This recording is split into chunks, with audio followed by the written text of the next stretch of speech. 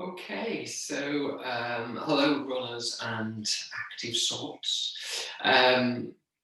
This week's brief introduction talk is partly a reminder of where we've come from last week and where we're going this week.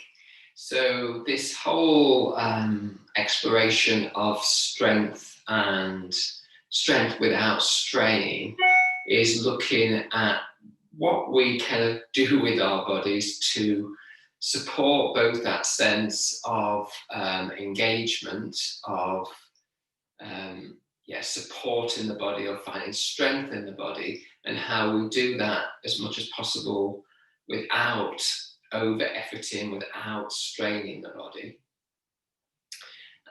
So we're exploring different ways of how we feel strong, how we can develop greater strength, and how we can find ways to release holding patterns, let go of things that we don't need to be holding on to in our bodies.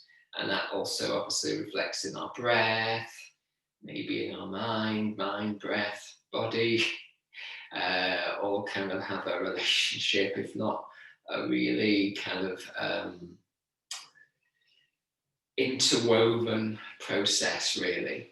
Okay, so last week we did quite a lot of release around the hips so that we could lengthen through and release the back. Same with the shoulders. So shoulders and hips, areas of tension, have a relationship to each other, restrict and potentially restrict our back and our sort of work and natural curves in our spine. We looked a little bit of strength in center and working on not just kind of the idea of the belly coming in, but what happens when we see this whole area as an area of support, a column or a central location of support. So there's some work going on in the belly, there's some work going on in the waist, some work going on in the lower back. So it's kind of a support at this area. And if you try that now and you just let the belly go, and then you bring the belly in, you'll notice in myself and hopefully in yourself that there is an uplift. There's an uplift through the spine. There's a lengthening, and there's a sense of support and bringing in and bringing up, and possibly, if you can feel this, a sense also of releasing the legs, releasing the feet more to the ground. So we're lengthening down and we're lengthening up through that work in the center. Okay, so we talked about release whole body potentially, but certainly release around shoulders and hips, some spinal work and some activation. So this activation work, it's important to kind of remember we're doing these movements, these practices in order to get the brain and the body muscle memory to really start to make connections so that they're more accessible, so they make more sense when we need them, so that things are switched on or switch onable when we need them. So we don't want to be walking around with a tight waist and a tight belly and a tight back all the time. Otherwise we're quite locked in, and we don't want to be locked in.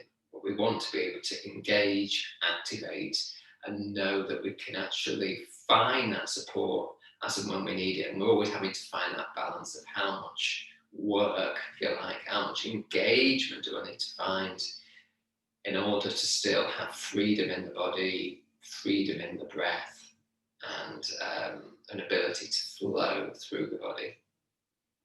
So this coming week, we're going to be working a little bit more on the other area of central support, which is a little bit lower down. So it's what goes on in the inner thighs, what goes on around the pelvic floor, and to some extent what goes on in the glutes. So we've been doing glute work anyway, but I've kind of downplayed the talk about it, but you may well have felt it in some of the work we've done, and I have mentioned it, but I'm not kind of gone glute. But all this area here is really kind of key in where the body finds support to run or move safely. So this week we're going to, in the coming we're going to focus a bit more on this area around the thighs, the pelvic floor, and the glutes to some extent. And I'm going to go through this just very briefly with you now, but it will be in your shorter session. It won't be in the class because I'm just hopefully next week going back to some more in-person classes. So I don't want people to have to find equipment or bring equipment with them. So I'll just do this so that you can do this at home. So for me, the most easiest, obvious way to know about activation and to switch activation on for the thighs, the glutes, and the pelvic floor is to just use this block. So you may not have a block, and you could use rolled up blanket or towel. This is foam. It's not wood. It's not really heavy. It gives a little bit, yeah. So it's not too harsh. And just finding a position. I mean, some would argue lower down would be a more ideal position. So you have to kind of work out what makes sense, and it is worth playing around with a little bit to where that once you've kind of arrived that you can find that sense, okay, I'm just holding this, I'm not kind of locking it in, I'm just holding it so it doesn't fall.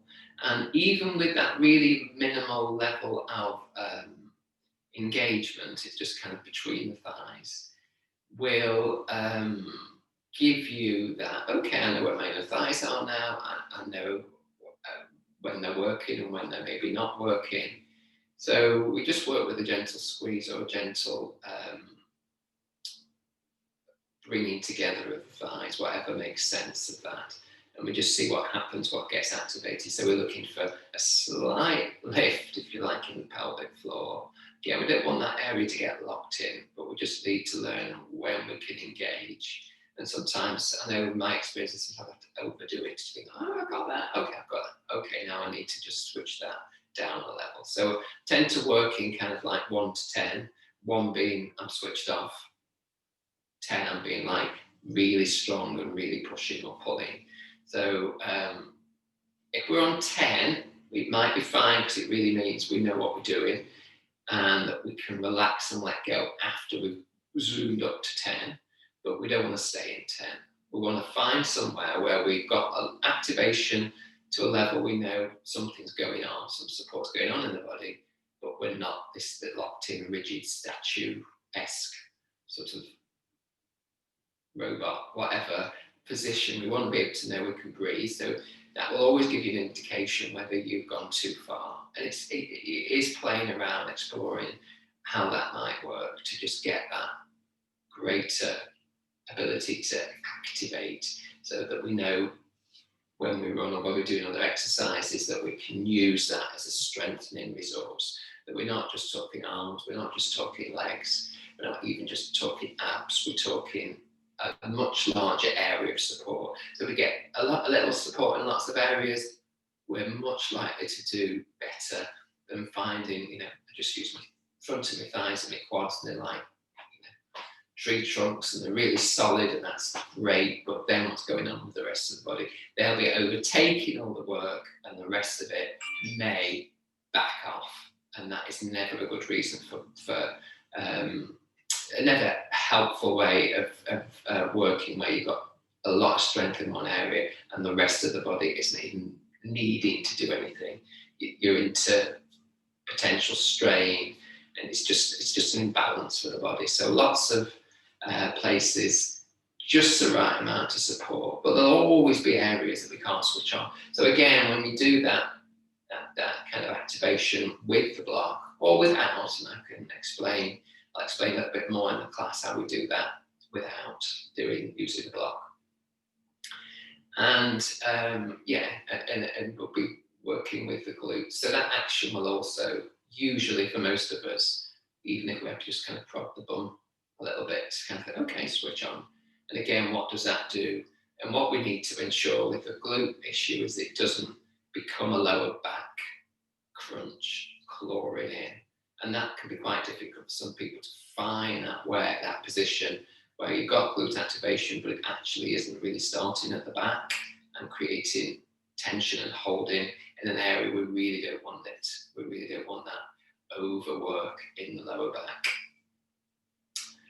Okay, so the only thing I want to say about this thing about the potential of the support through the inner thighs, we're also looking for kind of alignment happening a little bit more successfully. So I know when I've got a bit lazy recently, and I know I can looking down now that, and there's nothing wrong with this, but I know that my toes are going out a little bit more than the heels.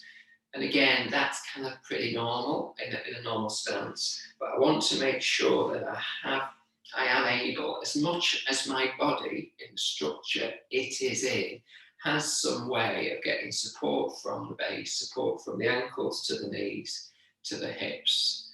And if I am overly kind of loosening, if you like, and allowing external rotation in one leg or both legs, then the chances are I haven't got that support for the alignment. I generally know when I've got that, again, I have this uplift and this down connection with the ground, earth sky issue, yeah.